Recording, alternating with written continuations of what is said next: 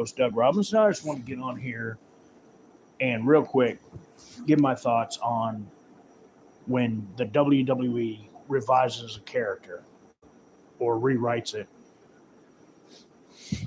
I'm not talking about Papa or Charles Wright becoming Kama or becoming the Godfather. I'm not talking about when he became the Good Father. I'm not talking about um,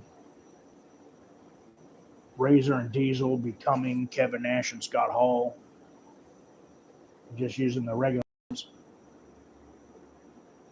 I'm going much more recent and modern with it.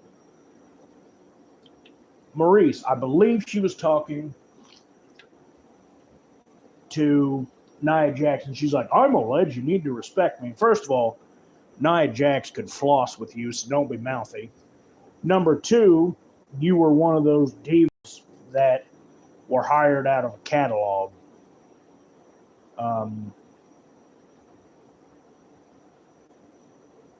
Number three, that would take me to my next point. When the WWE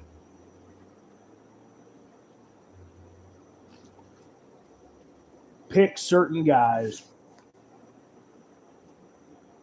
characters that have been around longer, and with the company, they give them the nod. WWE really has to get better at knowing which characters to do that with and which characters to let stand in the spotlight. Because, like Maurice, nobody is going to be intimidated by Maurice. You were not a good wrestler. You sucked as a wrestler. You were only there for your looks. You were a true diva.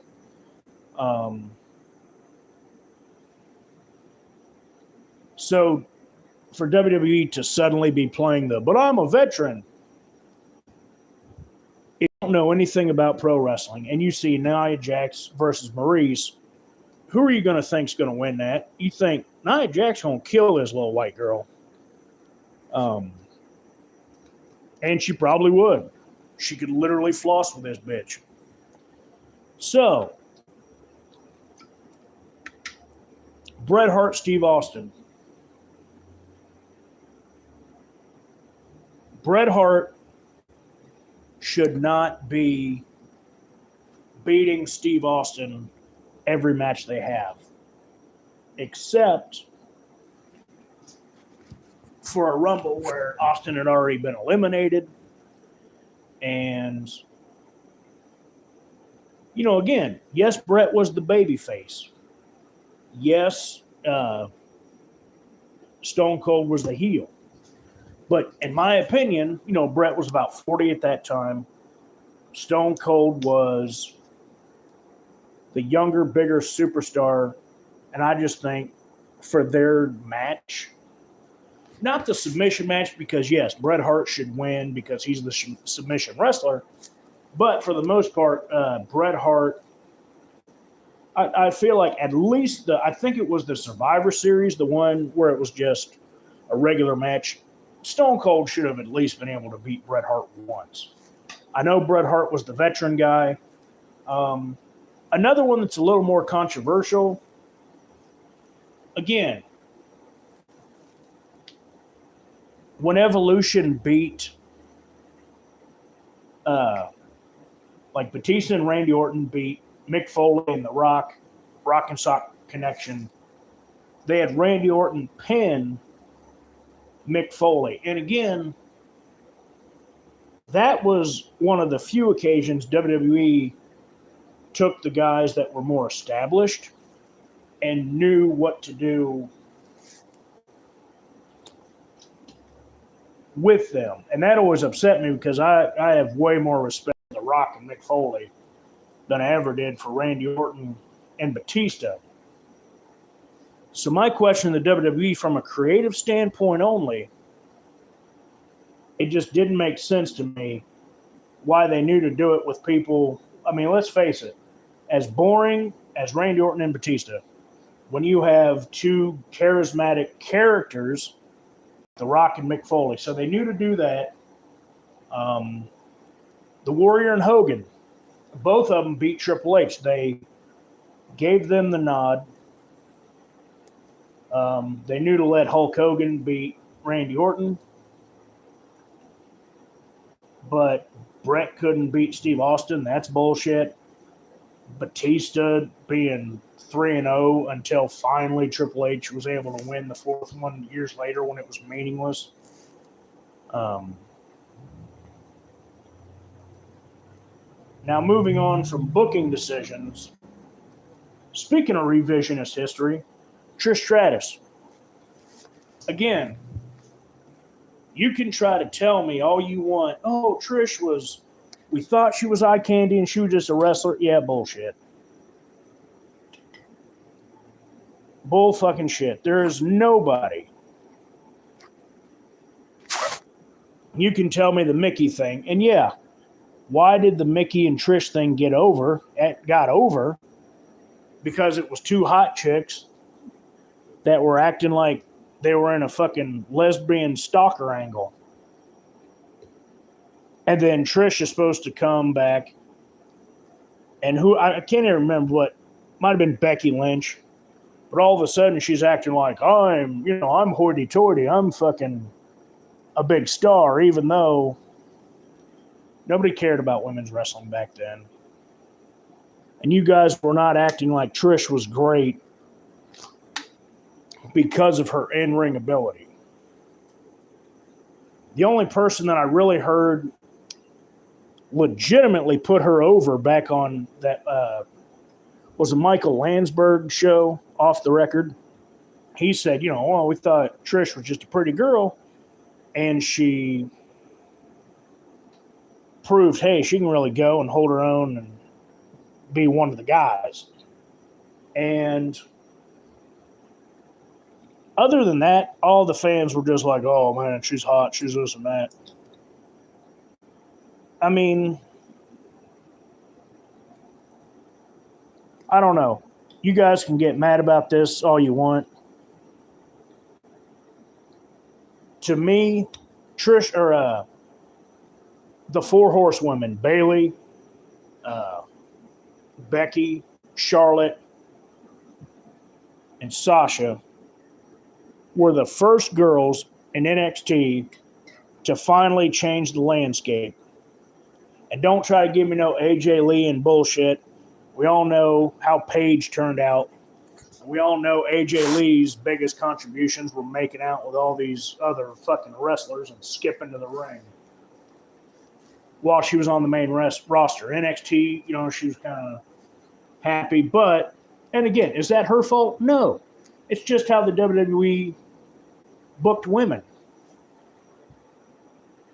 But, like I said, Becky Lynch, Bayley, Sasha, and Charlotte were among the most after the damage of the Attitude Era, because you look at chicks from the 80s, you look at Wendy Richter, you look at Rockin' Robin, you look at Sherry Martel, you look at Velvet McIntyre, and now I'm trying to remember that one chick. Kind of crazy now, but she was Princess Victoria. Again, all these chicks got over. Even if people were like, oh, they're attractive to this and that, they could also wrestle, and they were good. Jumping Bomb Angels, basically the 80s equivalent to Io Shirai. Or, excuse me, Io Sky. But,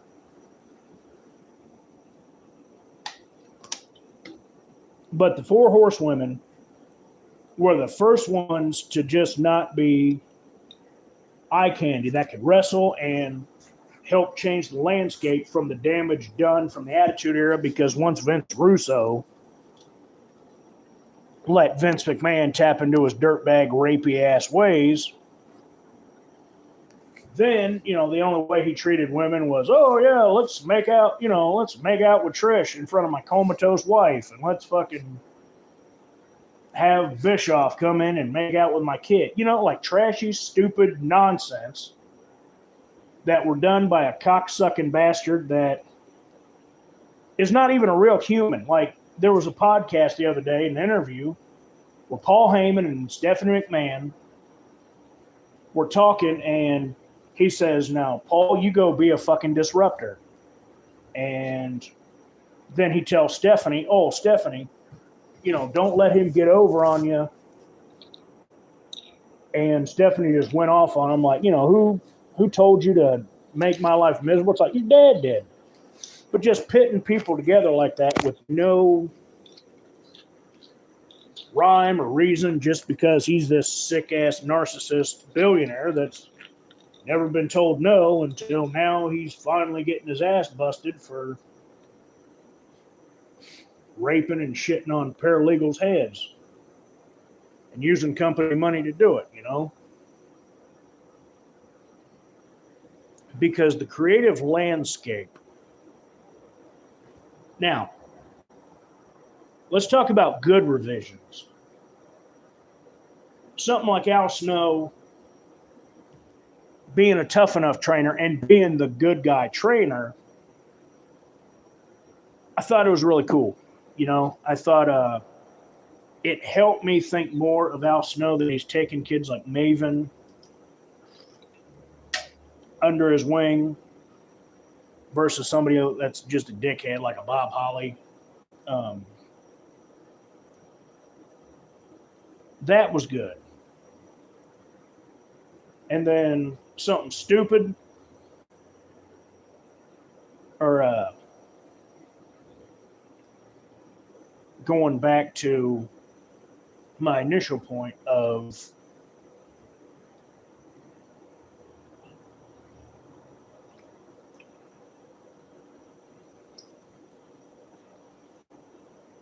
I don't know, I lost my train of thought. But the point is, in professional wrestling, in the WWE, I just feel like their creative team has a real hard time knowing when to revise a certain character and how to revise them, because the thing about Trish and acting like, oh, I'm some big wrestler now, which is great that, you know, she wants to act like that. And you're like, oh, she's a pioneer. No, she's really not. Again, everyone in the world can say, oh, well, her and Lita. And again, Lita was good at first until they started doing the sleazy bullshit with Edge and, you know, live sex celebrations. But with that being said,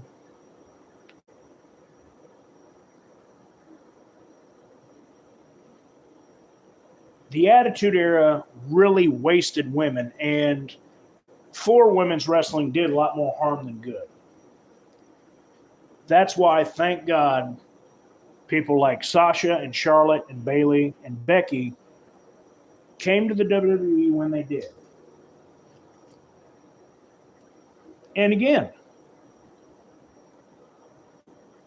when they started taking women seriously and made them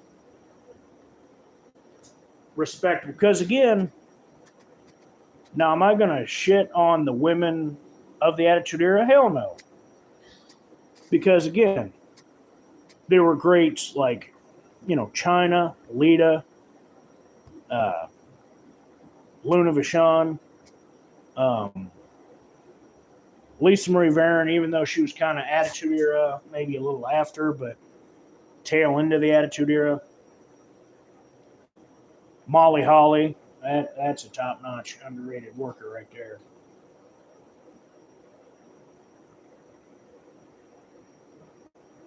But the sleazy-ass storylines that were pointless. And again, like Jacqueline Moore for example, you hear all these wrestlers like men talking about, like even Jamie Dundee talking about, hey, that girl about killed me in the ring. And yet, what's the one thing you can probably remember about Jacqueline? Her calling people skank unconvincingly, or doing that dumbass angle with Marrow and Martin Marrow and Sable.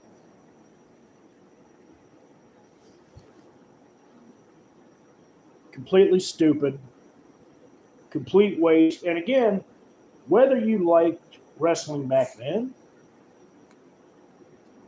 you guys have to admit, as actually being treated as lady wrestlers,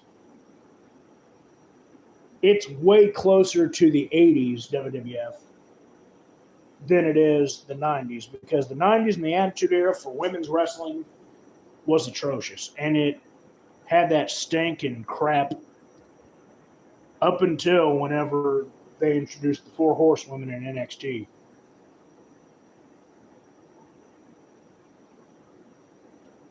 So with that being said, thanks for listening. Subscribe to my channel. Consider supporting me with Buy Me a Coffee. Thanks, and have yourselves a great day.